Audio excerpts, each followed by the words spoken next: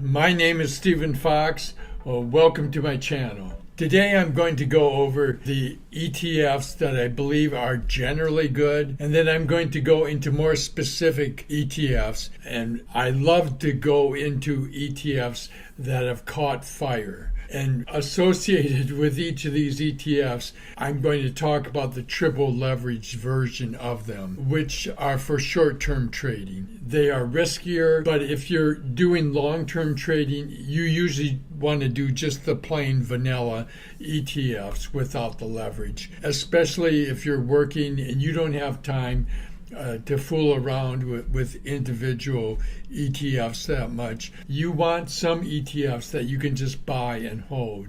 And I'm going to present some of those. And I'm also going to present tradable ETFs. And that's more the triple leverage ETFs. And I'm also going to present some hot sectors of ETFs. Now, there's some hot sectors where you're ahead to buy the ETF and not to buy the individual stocks within them because it's very hard to discern which stock is going to be successful. However, there are other stocks that are wildly successful that have caught fire recently, but you can find individual stocks within them that are even undervalued and have a high earnings growth rate. And I want to present those undervalued stocks that are within hot ETFs. SPY's triple leverage version is SPXL. For every dollar that the SPY goes up, the SPXL goes up $3. And looking at the chart, you can see that SPY has gone up 26% and SPXL has gone up 76%.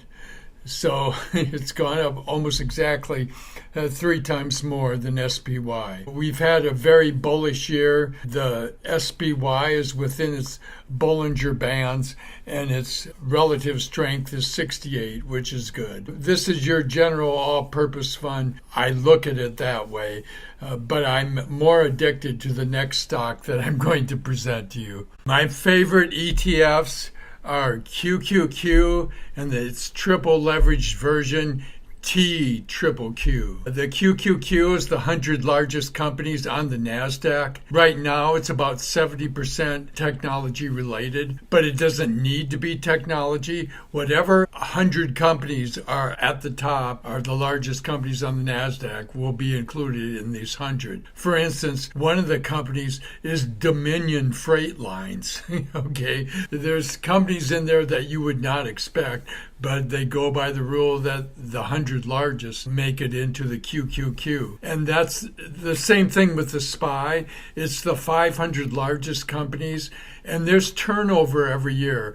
There's up to like 5 companies that are replaced every year, depending on the circumstances. Whatever the 500 largest companies are, that's who makes it in. With these two index, the SPY and the QQQ, you always have the best stocks on the stock exchanges. So that's why they're so strongly recommended. And the QQQ had a wonderful year. It went up 53%, and the TQQQ went up 193%.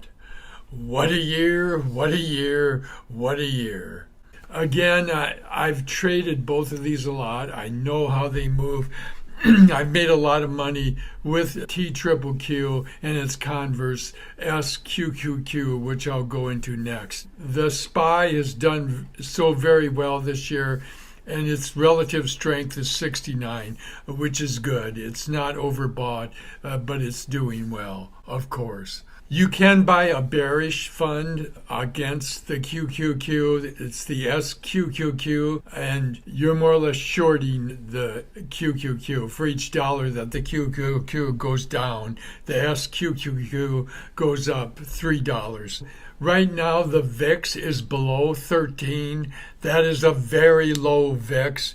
I never short the market generally unless the VIX is above 20. A higher VIX, a higher volatility is associated with a bearish market, and I want a bearish market when I do the SQQQ. Now, the only reason I would do the SQQQ without the VIX being above 20 is if there is a disastrous event.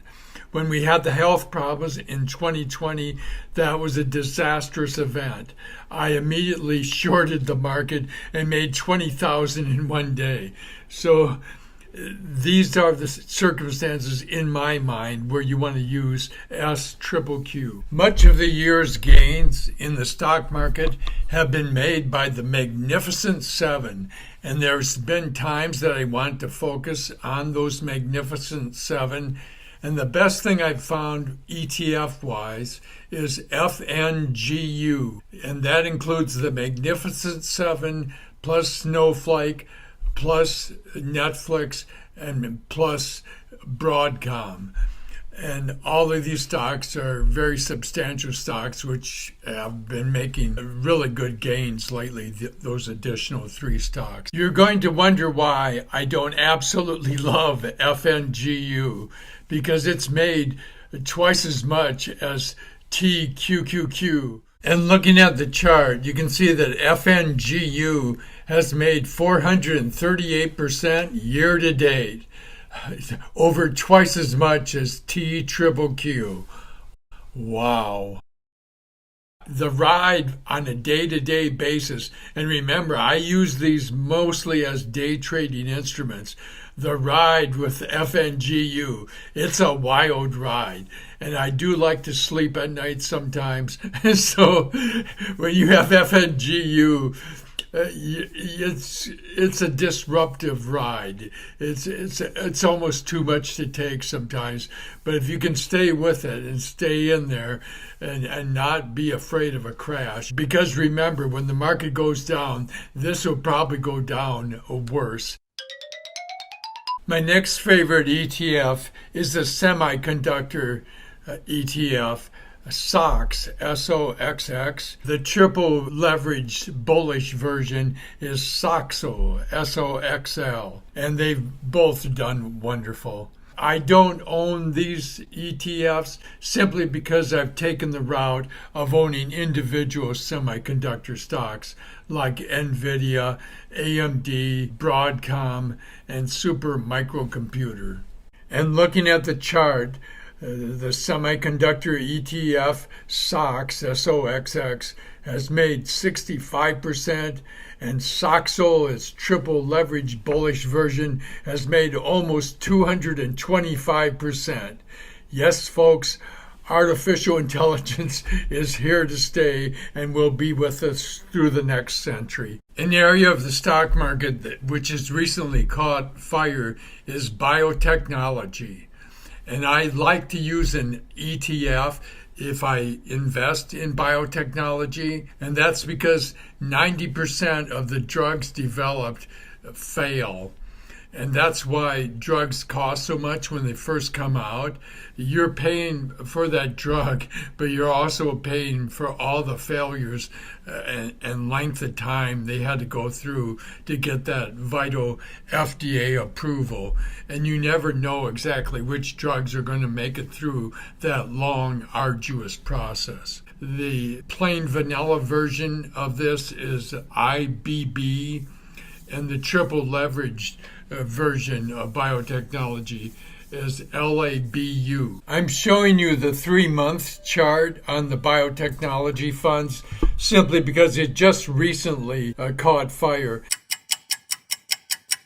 And it's an area where I would tend to swing trade this for a couple months at a time. That's sort of my history with it. Biotechnology ETF IBB has made about 10% in the 3 months, and the triple leverage bullish version LABU has made about 64%. It tends to be dicey, but it can be especially good, especially if he starts lowering interest rates. You might want to wait till he actually starts lowering the interest rates.